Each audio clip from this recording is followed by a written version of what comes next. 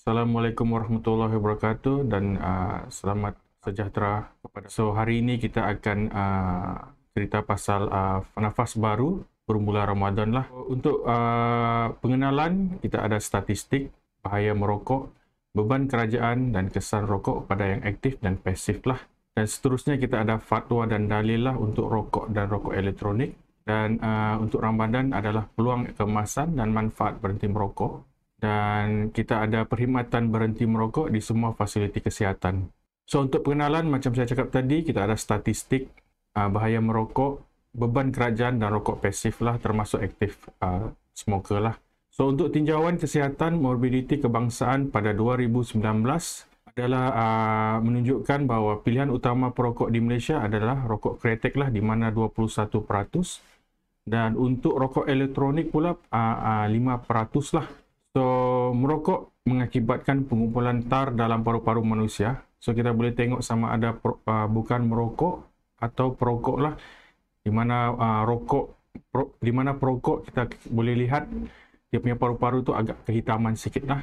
Sekurang-kurangnya 10,000 rakyat Malaysia yang mati setiap tahun disebabkan penyakit berkaitan secara langsung dengan tabiat merokok.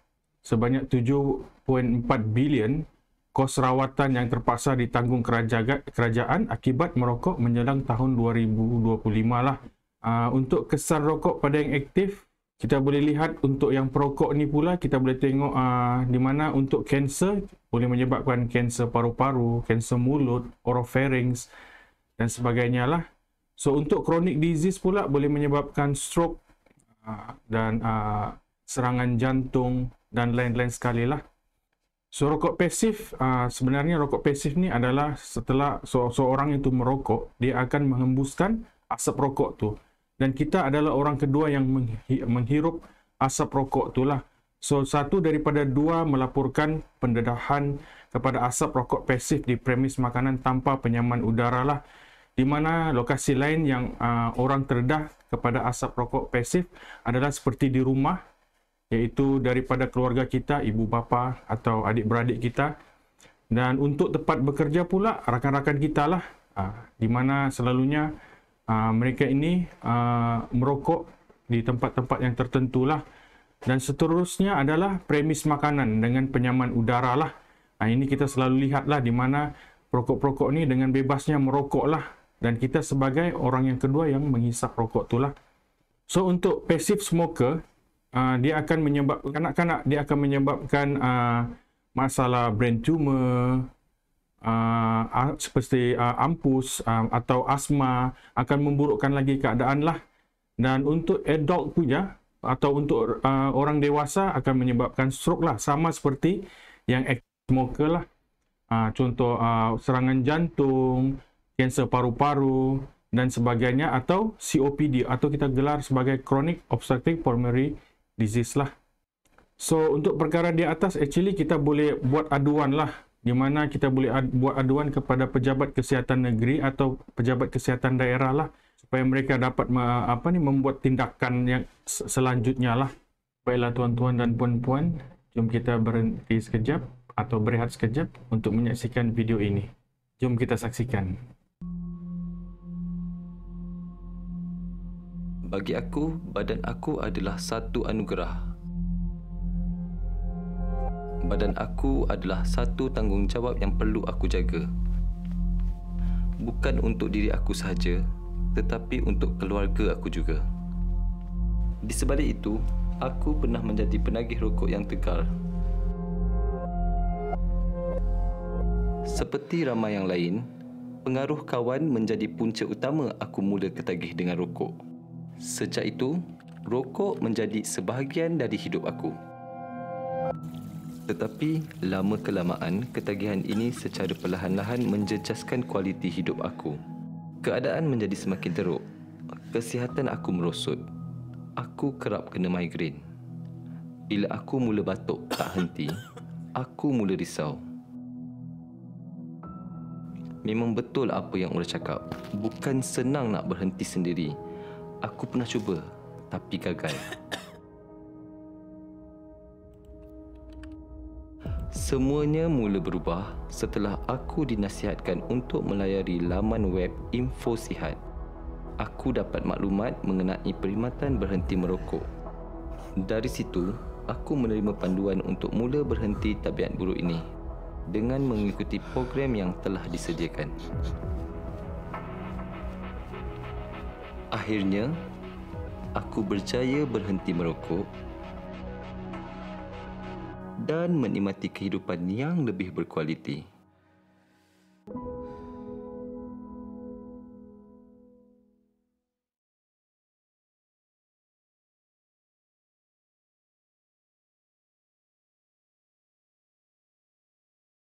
So, untuk fatwa, Muzakarah telah memutuskan bahawa merokok adalah haram dari pandangan Islam kerana padanya terdapat kemudaratan lah.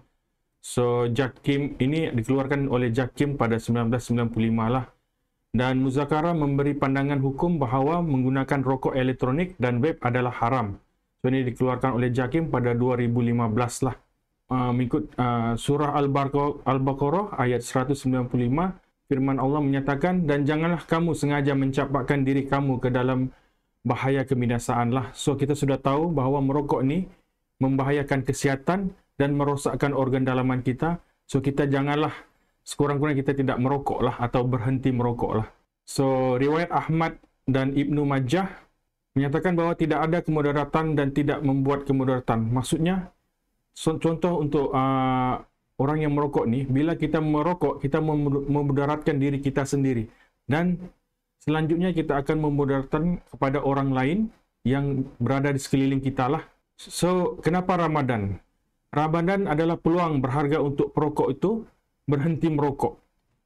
Firman Allah, surah Al-Baqarah ayat 185, di mana bulan Ramadan yang pandanya diturunkan Al-Quran menjadi petunjuk bagi sekalian manusia, dan menjadi keterangan-keterangan yang menjelaskan petunjuk dan perbezaan antara yang benar dengan yang salah lah.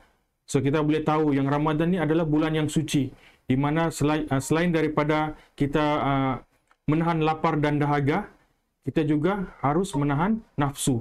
So, nafsu salah satunya kita kena lawan untuk berhenti merokok lah. So, kajian seluruh dunia, di London sendiri, 83% umat Islam menunjukkan sikap yang positif untuk berhenti merokok sepanjang Ramadan lah. So, di Pakistan pula, 91 perokok yang menghadiri klinik berhenti merokok pada bulan Ramadan. So, di Malaysia sendiri, 96.7% perokok Islam di Malaysia merasakan bahawa berhenti merokok pada bulan Ramadan adalah lebih mudah berbanding bulan-bulan lain. Sebab kita sudah 12 jam berpuasa dan kita melatih diri kita untuk mengurangkan atau berhenti merokok lah. So, sedangkan jika 12 jam berpuasa tidak merokok, kenapa tidak lagi 12 jam? Untuk 24 jam maksudnya satu hari lah. So, cara-cara untuk mengurangkan gian merokok selepas berbuka. So, kita boleh fokus pada ibadah, sibukkan diri dengan melakukan ibadah seperti bertarawih, membaca Al-Quran, berzikir, dan lain-lain lah. So, selain daripada itu, kita boleh amalkan petua 12M lah untuk mengatasi keinginan merokok. So, yang pertama, melengahkan nyalaan api rokok, menarik nafas panjang, minum banyak air, menyibukkan diri, mengelakkan diri daripada suasana atau persekitaran rokok, menjauhkan diri dari perokok, mengunyah sesuatu, mandi dengan lebih kerap, basuh tangan selalu, melakukan senaman, meditasi dan memohon doalah. So, kesan berhenti merokok dalam masa 15 tahun. So, untuk 20 minit saja, sekiranya kita dapat berhenti merokok, so dalam 20 minit kita boleh denyut nadi dan tekanan darah menurun selepas meningkat tinggilah. So, sekiranya 12 jam, kita dapat menahan rokok, paras karbon monoksida turun ke paras normal lah. Dan sekiranya 2 minggu hingga 3 bulan, risiko serangan jantung menurun dan fungsi paru-paru bertambah baik. So, sekiranya 1 hingga 9 bulan, masalah batuk dan sesak nafas semakin pulih lah. Dan untuk setahun, risiko serangan jantung koroner ini berkurang berbanding tahun lepas lah. So, sekarang ni kita di semua fasiliti kesihatan, contohnya klinik-klinik dan hospital di seluruh Malaysia, kita actually ada perkhidmatan berhenti merokok lah. Contoh macam di Klinik Kesihatan Putatan, kita ada program klinik berhenti merokok di mana kita cuba untuk membantu mana-mana pesakit yang ingin berhenti tetapi tidak berjaya lah. Selain daripada kita memberi kaunseling, kita juga ada ubat-ubatan untuk membantu perokok-perokok ini untuk mengurangkan ketagihan nikotin lah. So sekarang ni kita ada, contohnya di Klinik Kesihatan Putatan, kita ada nikotin patch di mana kita boleh guna selama 16 jam dan dia akan menghasilkan nikotin dalam badan kita. Dan seterusnya kita ada nikotin gum lah, di mana kita menggunakannya setiap kali kita ada ketagihan, rasa ingin merokok lah. So jadual lawatan susulan perkhidmatan berhenti merokok, so kita initially sama ada kita rujuk daripada NCD, maksudnya yang pesakit-pesakit yang sudah ada, di mana mereka ni merokok, kita akan merujuk kepada klinik berhenti merokok, atau walk-in lah, maksudnya mana-mana orang awam yang ingin cuba untuk berhenti merokok, kita akan rujuklah terus kepada klinik berhenti merokok lah. So pertama kita mendaftar dan mendapatkan temu janji, dan seterusnya kita akan buat saringan kesihatan, dan seterusnya kita akan memberi khidmat kaunseling dan klinik lah. Dan seterusnya kita akan bagi rawatan susulan lah selama 6 bulan, di mana 3 bulan tu kita bagi rawatan ubat-ubatan, dan seterusnya 3 bulan tu tanpa ubat-ubatan. Dan sekiranya pesakit-pesakit tu berjaya, maksudnya selama tempoh 6 bulan, dan kita akan memberi sijil berhenti merokok lah. Yang terakhir adalah di mana orang-orang yang lahir pada 2005 ni dan seterusnya, kita akan cuba generasi penamat tabiat merokok lah, atau kita panggil sebagai generation endgame lah. So sekarang ni kerajaan telah bercadang lah untuk melaksanakan undang-undang melarang penjualan tembakau dan produk rokok yang lain lah, kerana sesiapa yang dilahirkan selepas tahun 2005, so kita akan cubalah untuk membendung dan tidak digalakkan lagi untuk membeli rokok-rokok lah. So membentuk generasi yang tidak merokok, mencegah dan mengawal penyakit tidak berjangkit, dan menghasilkan pendekatan kesihatan dalam semua polisi lah. Mudah-mudahan selepas ini kita dapat mengambil iktibar supaya kita dapat inisiatif untuk berhenti merokok lah. Sekian, terima kasih.